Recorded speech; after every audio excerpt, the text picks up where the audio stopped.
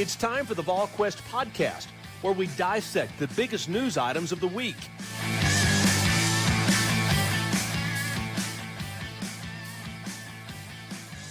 Good Tuesday, everyone. Welcome to the Volquest.com podcast presented by our friends at Smoky Mountain Organics, East Tennessee's most trusted health and wellness store, focusing on natural products and organic remedies. They got 4 locations to serve you. Plus, you can shop online at SmokyMountainOrganics.com, the Knoxville location on Kingston Pike, just across from Trader Joe's.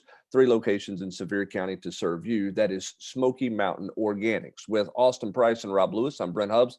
Glad to have you along with us on the Tuesday edition of the podcast. Plenty to get to. We'll talk recruiting. We'll talk hoops. We'll talk who knows what else in this edition of the podcast. Let's start first with just a couple of quick recruiting things, Austin, with the commitment of Aiden Bussell on Monday for Tennessee. Significance of that commitment, both position and the fact that he's an in-state player.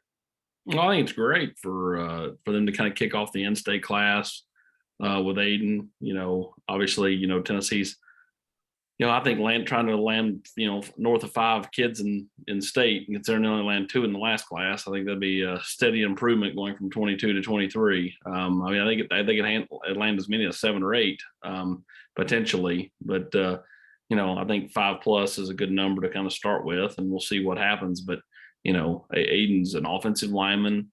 He's the, you know, to me, the top guy on Tennessee's board in state on the offensive line, and to land him, I thought it was huge. And, you know, to get it done, you know, as you know, before the, you know, calendar ever turns to February, I think it's an even bigger deal. How did they get it done so fast? And we talked to him in Nashville, in front of the Music City Bowl. You could tell, you know, that Tennessee had made a good move there, and he was feeling Tennessee pretty good. How did it go from him feeling Tennessee pretty good, you know, late December to end of January? He's a Vol commit. Well, I think that, you know, Tennessee had left a big impression on him kind of late in the year. And then, you know, when he got over here for the junior day, he was smitten. And, you know, he resisted all urges to commit last week and took the trip to Vanderbilt because he had a really good relationship with Vanderbilt's offensive line coach. You know, thought about going to take some trips, you know, in March when it opens back up. But, you know, he came back home from the Vanderbilt trip and just knew Tennessee was it. And that's when he called or texted me at 11 o'clock on Sunday night and said, hey, you know, I need to talk to you. And then one thing led to another. And by middle of the morning on Monday morning, I was in Mount Juliet knocking that one out. Rob, you know, Austin talked about the importance of in-state. I mean, year 2, Josh Heupel, there was all the Tennessee takeover talk and everything. I mean, reality in this is that in the state of Tennessee, it takes a little time to get established in your home state, just because there's been so much turnover at Tennessee, you think? Yeah, I think so much turnover and so much of a lack of success when you're talking about the big programs in the border states. I mean, Tennessee shares a border with, you know, 2 teams that just played for the national championship and have done so a couple times in the last 3 years. I mean, it's just like in the mid-90s when Tennessee was going across the state line into Georgia and cherry picking, you know, Jamal Lewis and Fred Weary and those kind of guys from Alabama. And, you know, those 2 schools are doing the same thing. And the difference for Tennessee now is that they have a pretty strong recruiting base compared to what they had 10, 15 years ago, certainly compared to 20 years ago when Phillip, you know, had things in his prime. I mean, there's no comparison. I think the other thing to piggyback Rob is like it's become all too commonplace for kids to leave the state, and the fact that when you look at you look in the Super Bowl coming up in 2 weeks, you've got T. Higgins, who left Oak Ridge and went to Clemson. You've got Van Jefferson, who left Nashville, went to Ole Miss before he went to Florida.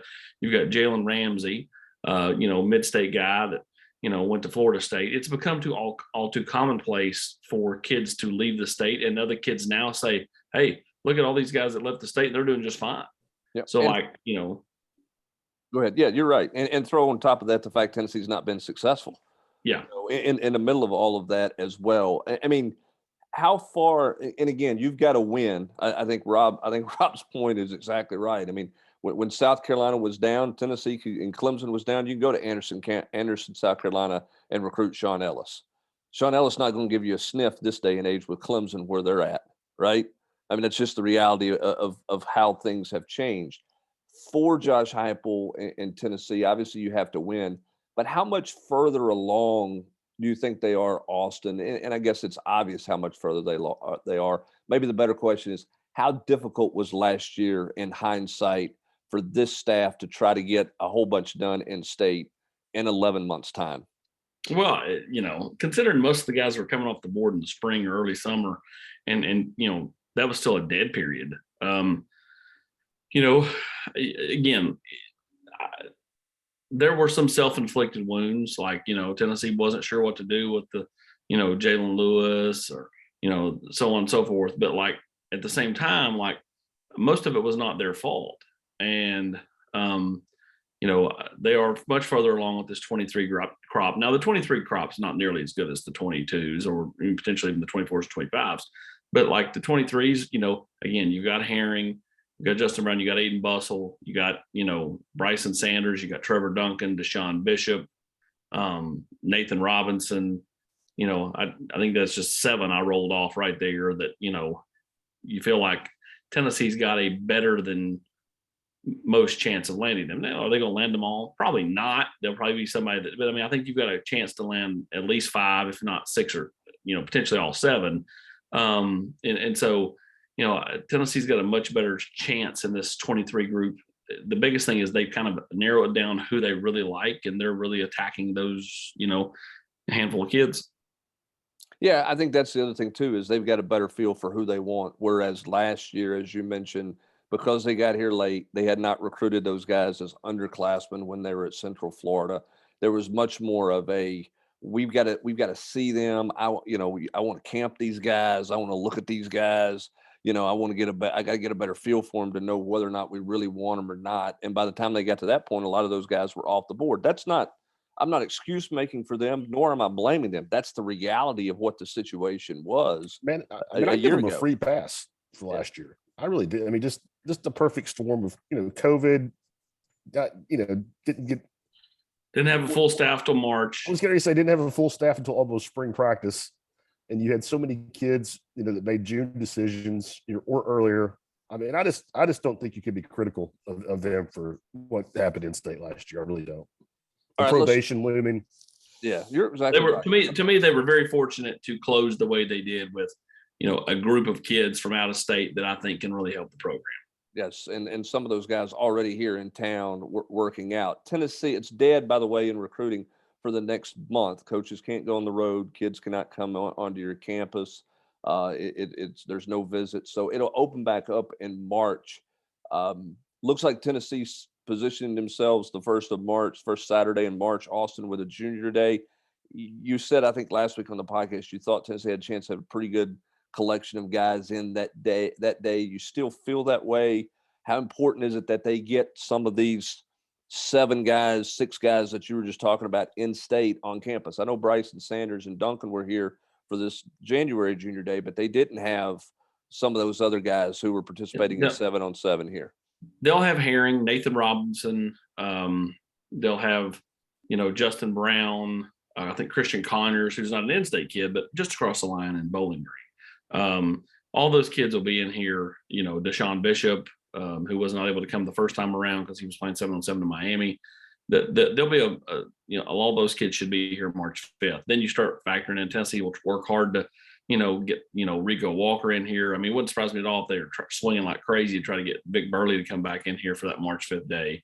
Again, it just behooves you to get them on your campus as much as you can. Even a guy like Trevor Duncan, you don't take for granted the fact he's just down the road. If you can get him back over here March 5th to hang out with some of those guys, I would venture to say Aiden Bussell is in town. Once you commit, they're really going to be expecting you to roll into town as much as you can because you could help lead recruits. Same thing with Ethan Davis, Jack Luttrell. I think Tennessee will try to go heavy defense on that junior day as well. I think it's going to be a situation where Tennessee will try to have as many kids here as possible.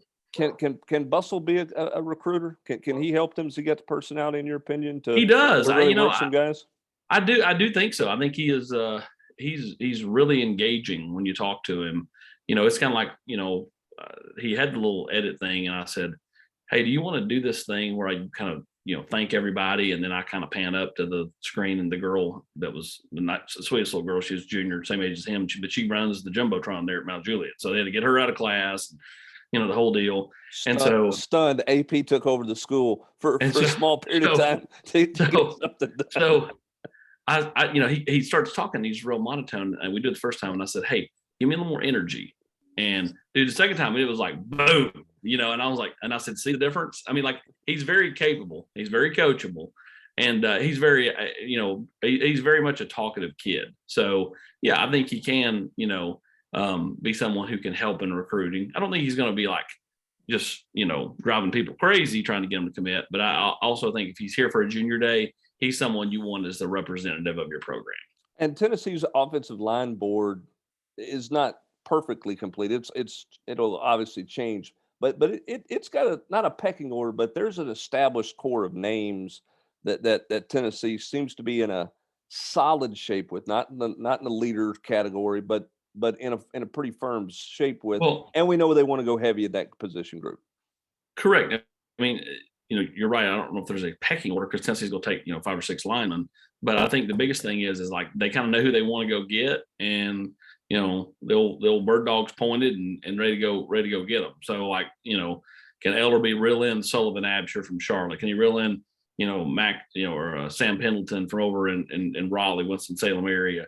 Can he reel in, Trevor Duncan? Can he reel in Bryson Sanders? So on and so forth. So yeah, I mean, I think they kind of know the kind of direction they want to go with those 5, 6 slots. And, that don't mean that the names won't change, because that always does. I mean, you're never going to go about 100%, but like when a core group of guys, if you can go land a majority of them, you have to feel pretty good about yourself. All right. Last recruiting question here. Everybody wants to know quarterbacks. Tennessee going to get any quarterbacks on campus in March? Yeah. Dante Moore will be here in March.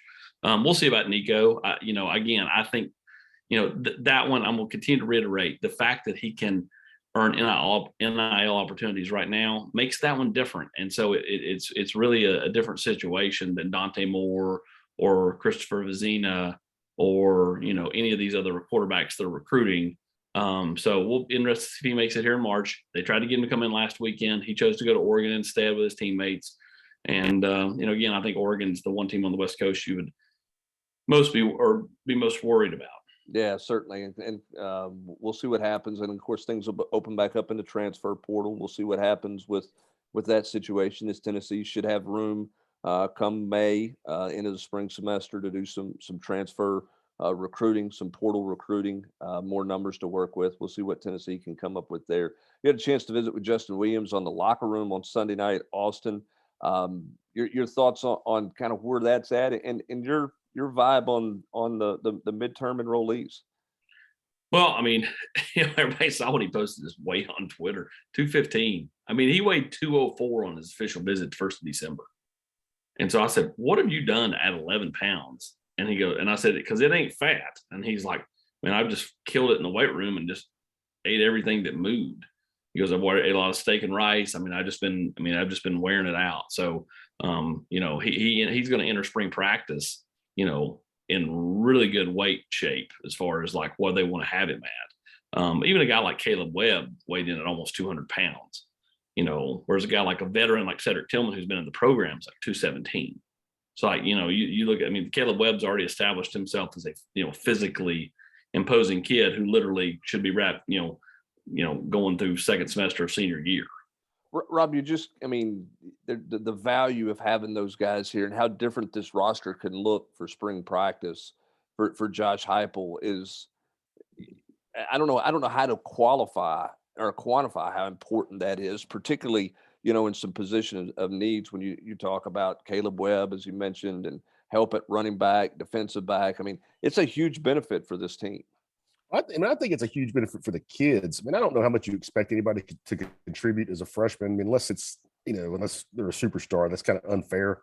But I think it helps them so much get a jump start, and not really even spring practice so much to me, but being in the weight room in January, seeing what it's like to be in a college program, the standards, the expectations, how you're expected to work, because it is a lot different than even the best high school program in the country.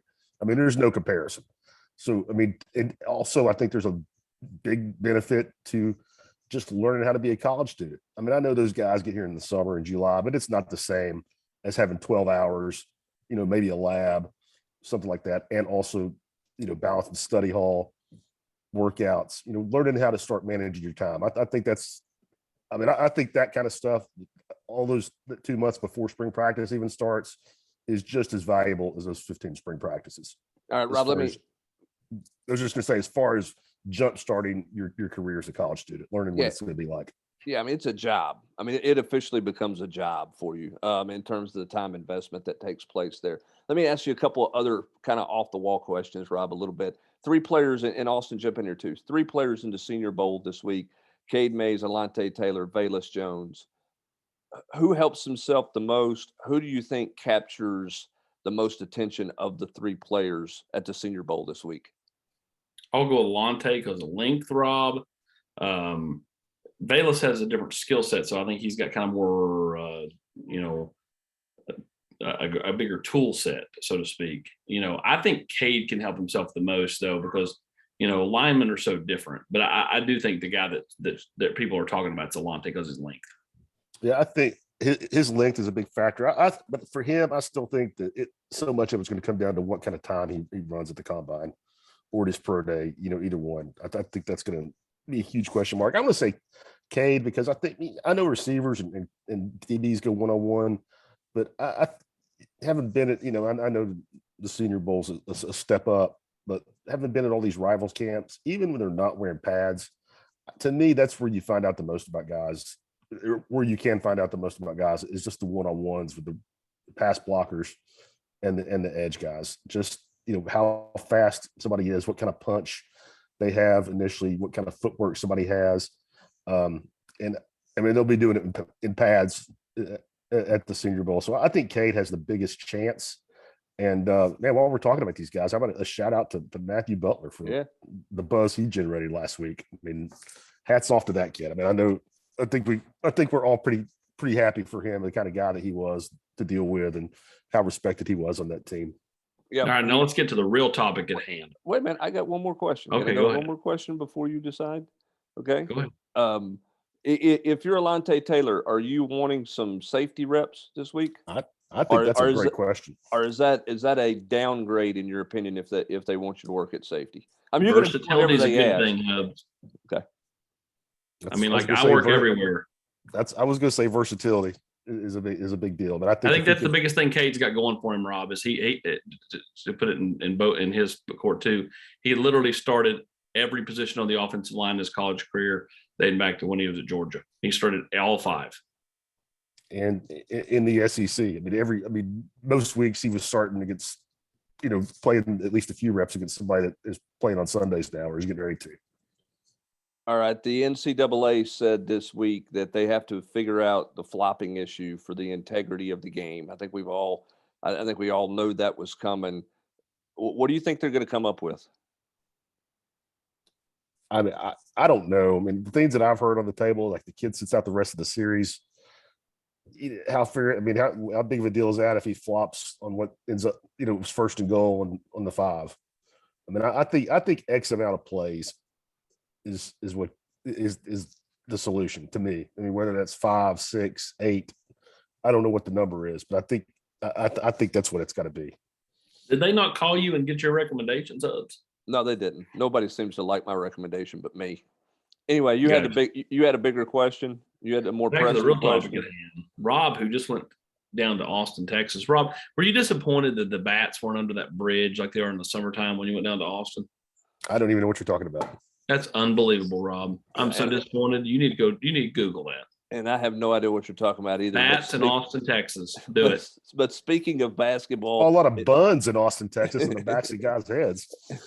On the speaking of basketball in Austin, Texas, Tennessee loses 52-51. Rob, what I feel like it's a little bit of a broken record, so maybe it's not fair. But what do you make of this basketball record? What do you make of this basketball? They just can't score. I mean, is that just they are what they are, and that's the end of the day? It's February. I mean, they're not turning over a new league. I don't think. I mean, maybe they do. Maybe I'm wrong, but I mean, and I don't think they're underachieving either. I mean, maybe they are in my mind a little bit, but not from a national or regional perspective. I mean, they were voted 18th in the preseason AP poll. They were picked 4th in the SEC. Guess what?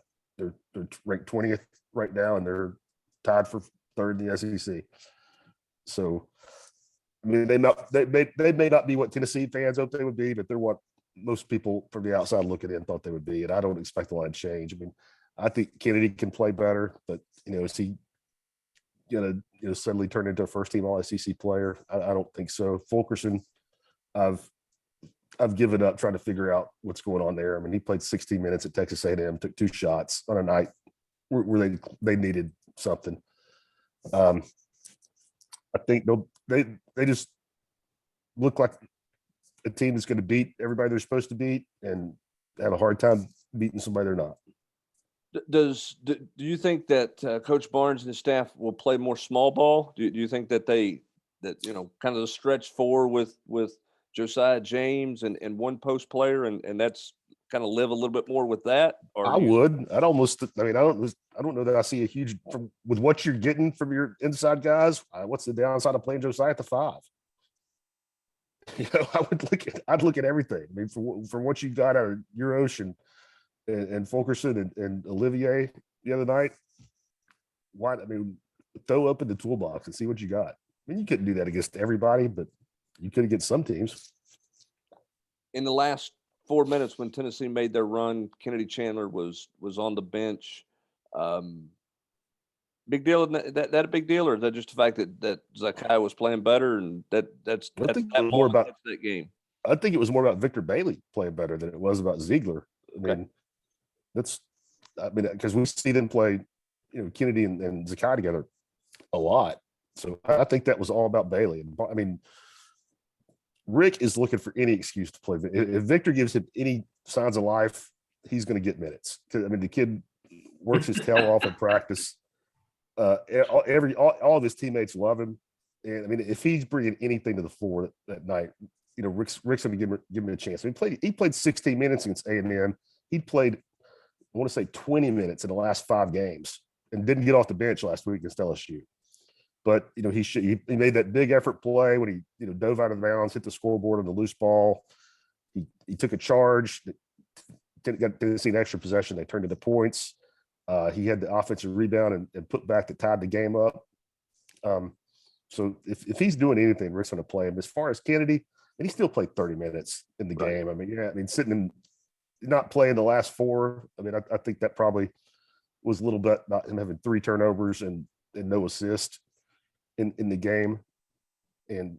But I wouldn't think that means he's not going to play a bunch going forward. Isn't it mind-boggling to you that they make? I mean, we are now. I mean, as you said, we're now to February, and they have some of the most elementary passing turnovers. They look like my 6-year-old and 8-year-old passing it down here at Hardin Valley on Saturday mornings at times, lazy, just kind of telegraph. They get, picked off. I just don't. Can you explain it? Because every time I watch them play, I feel like there's 2 to 3 passes like that a game that, again, people will go turn the ball over, but these are talking about just lazy passes. Yeah, but I mean, even with all that, they still don't turn the ball over that much. I mean, they had 11 at Texas A&M. Texas A&M had 17. Texas.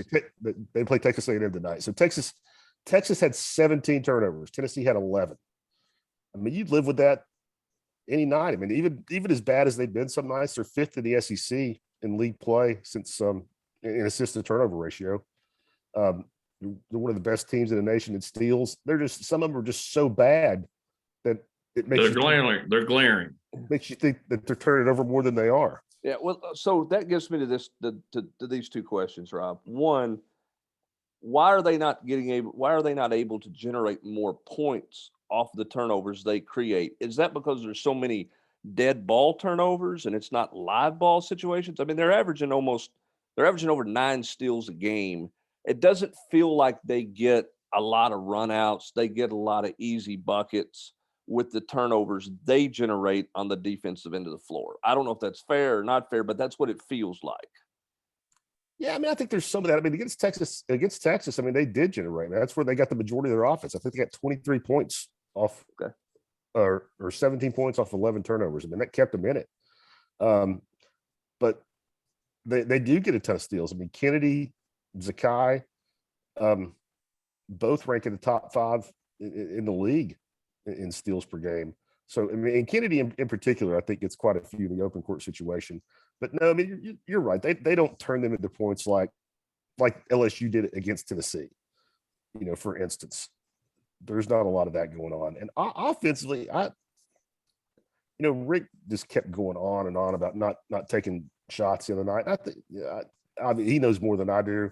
I think the bigger thing is that other than Chandler a few times a game, they just don't have anybody that can penetrate and threaten the defense that way. I mean, Josiah he's a junior now. I mean, he can't do it. I mean, Santi can slither through some cracks, but he doesn't scare anybody with a first step.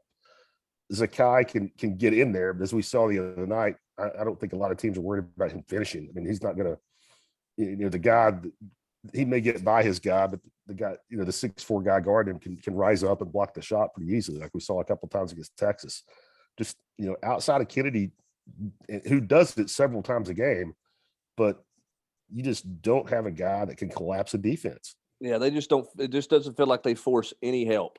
Like nobody has to come off their man very often, but because they move a defense, I guess, vertically instead of just swinging it around the perimeter.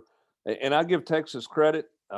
There's a blueprint there. I don't know how many people can match it, but I mean, they lived in Santi's hip pocket for 40 minutes. I mean, I know he finished 0 for 5 or whatever from 3, but I mean, what did he get? 1 look that counted? I mean, are 2 decent looks in the game?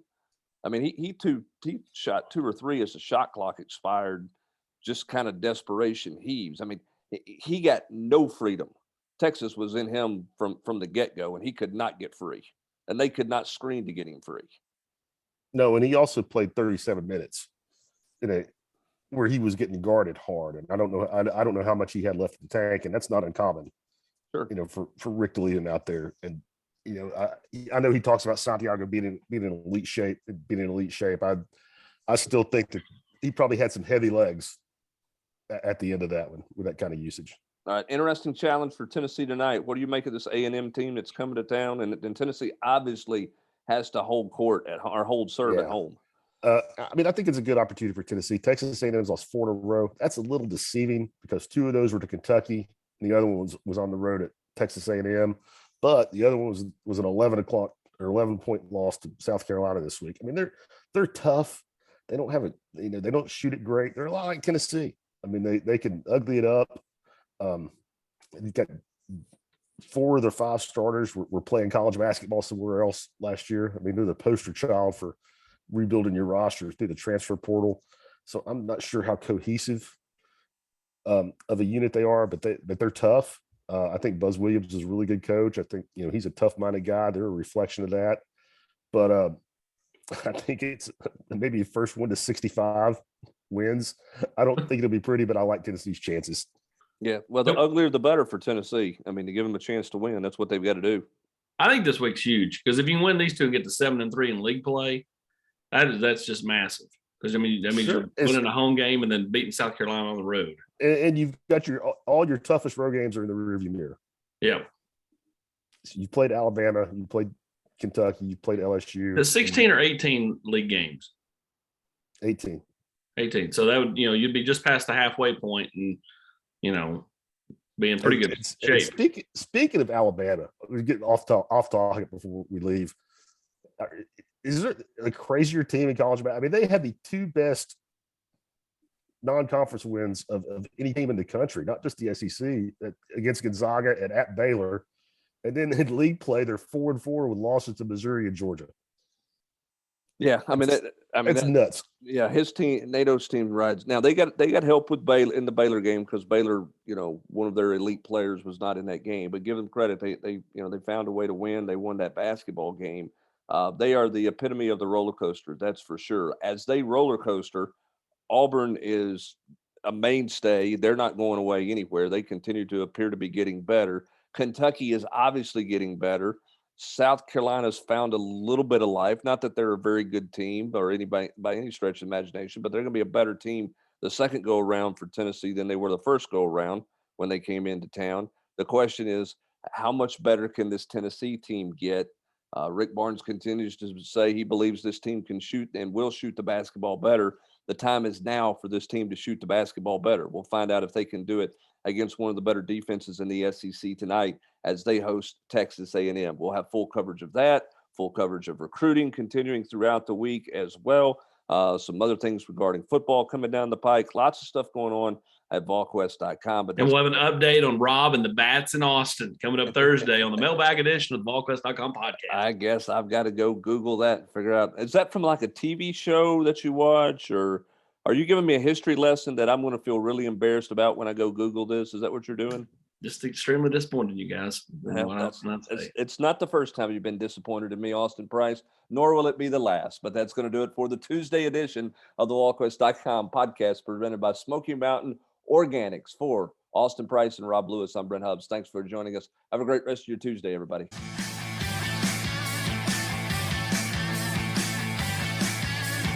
You've been listening to the Volquest podcast every week here on Volquest.